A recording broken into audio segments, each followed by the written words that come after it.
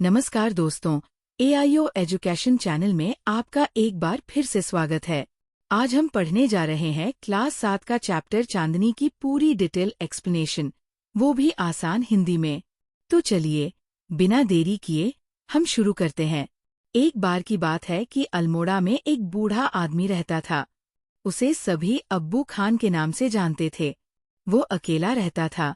बस उसके पास कुछ बकरियां थी जिन्हें वह अपने पालतू जानवरों की तरह प्यार करता था। वह अपनी बकरियों के मजेदार नाम रखता था, जैसे कालुआ, मूंगिया और गुजरी। वह उन्हें दिन में चराने के लिए ले जाता और उनसे ऐसे बातें करता जैसे वे उसके अपने बच्चे हों। रात में वह उन्हें अपने छोटे से झोपड़े में वापस ले आता और हर बकरी के गले में रस्सी बांध देता। बेचारे अब्बू खान की किस्मत बकरियों के मामले में थोड़ी खराब थी। अक्सर रात में उसकी कोई बकरी रस्सी को तब तक खींचती जब तक कि वह टूट न जाए, और फिर वह पहाड़ियों के पार कहीं गायब हो जाती। पहाड़ी इलाकों की बकरियों को पेड़ या खंभे से बंधे रहना बिल्कुल पसंद नहीं था।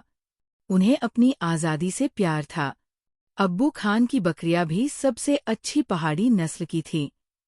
उन्हें भी आज़ादी से प्यार था, इसलिए जब भी उन्हें मौका मिलता वे भाग जातीं और अंत में एक बूढ़े भेड़िए के शिकार बन जातीं, जो पहाड़ियों में रहता था।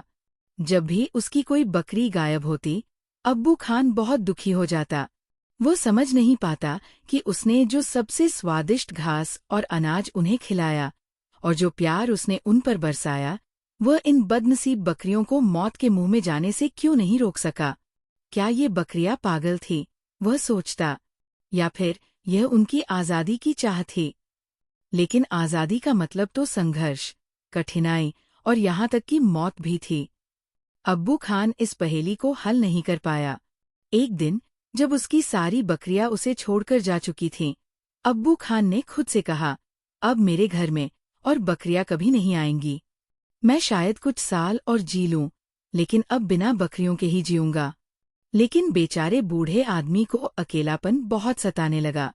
वह अपने पालतू जानवरों के बिना रह ही नहीं सका। जल्दी ही उसने एक छोटी सी बकरी खरीद ली। उसने सोचा, एक छोटी बकरी मेरे साथ ज्यादा समय तक रहेगी। वह मुझसे और मेरी दी हुई खुराक से प्यार करने लगेगी। वह कभी भी पहाड़ियों में नहीं जाएगी। ये सोचकर वो खुशी से हंस पड़ा। नई बकरी बहुत सुंदर थी। वह बर्फ जैसी सफेद थी। उसकी छोटी छोटी 2 सींगें थीं और उसकी आंखें लाल रंग की चमकीली थी। उसका स्वभाव भी बहुत मिलनसार था। वह अब्बू खान की कहानियां बहुत ध्यान और प्यार से सुनती थी। अब्बू खान ने उसका नाम चांदनी रखा, जिसका मतलब होता है चांद की रोशनी। वह चांदनी से बहुत प्यार करता था और उसे अपने सभी दोस्तों की कहानियां सुनाता था, जो अब इस दुनिया में नहीं थे। कई साल बीत गए। चांदनी अब भी अब्बू खान के पास थी। अब्बू खान को विश्वास था कि चांदनी कभी भी पहाड़ियों की ताज़ी और आज़ाद हवा के लिए उसके आंगन को नहीं छोड़ेगी। लेकिन अफसोस, वो फिर से गलत साबित हुआ। हर सुबह चांदनी सूरज की रोशनी से नहाए पहाड़ों को देखती। वह सोचती, ये पहाड़ कितने सुंदर है, वहां से बहने वाली हवा कितनी ताज़ा है, और उन हरी भरी वादियों में दौड़ने का कितना आनंद होगा। वह पहाड़ियों की ओर दौड़ती, लेकिन रस्सी उसे आगे बढ़ने नहीं देती। वह उस रस्सी से बहुत नफरत करने लगी। उसने अब्बू खान द्वारा लाई गई हरी घास खाना बंद कर दिया। उसने उसकी कहानियां भी ध्यान से सुनना बंद कर दिया। उसकी भूख मर गई। वो बहुत दुबली हो गई और उदास होकर पहाड़ियों की ओर देखने लगी। अब्बू खान उसकी तकलीफ नहीं समझ पाया। अंत में उसने साफ साफ कहने का फैसला किया। प्रिय अब्बू खान, उसने कहा, कृपया मुझे पहाड़ियों में जाने दो। अगर मैं तुम्हारे आंगन में रही तो मैं मर जाऊंगी। अब अब्बू खान चांदनी की समस्या समझ गया, लेकिन इससे वो बहुत दुखी हो गया। उसके हाथ से चांदनी का नाश्ते का मिट्टी का बर्तन गिरकर 1000 टुकड़ों में टूट गया। तुम मुझे छोड़कर क्यों जाना चाहती हो, चांदनी? अब्बू खान ने पूछा।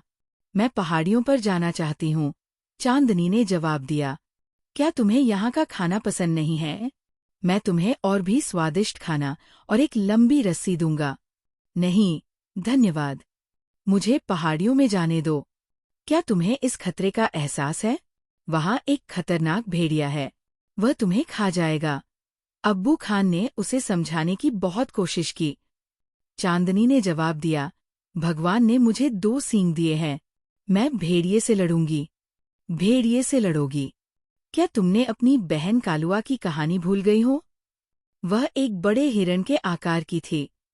उसने पूरी रात भेड़िए से लड़ाई की, लेकिन सुबह मारी गई। लेकिन चांदनी ने एक ही बात कही, मैं पहाड़ियों पर जाना चाहती हूँ। अब्बू खान को बहुत गुस्सा आया। उसने गुस्से से कहा, तुम कहीं नहीं जाओगी।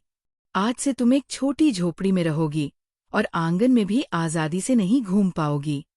तुम्हारी कृतघ्नता के बावजूद तुम्हें भेड़िए से बचाना जरूरी है। उसने उसे एक छोटी झोपड़ी में बंद कर दिया और दरवाजा बंद कर दिया, लेकिन वो खिड़की बंद करना भूल गया। उसी रात चांदनी ने उस खिड़की से आजादी का रास्ता बना लिया। चांदनी पहाड़ियों तक पहुंच गई। उसे ऐसा लगा जैसे पुराने पहाड़ उसकी अगवानी कर रहे हों।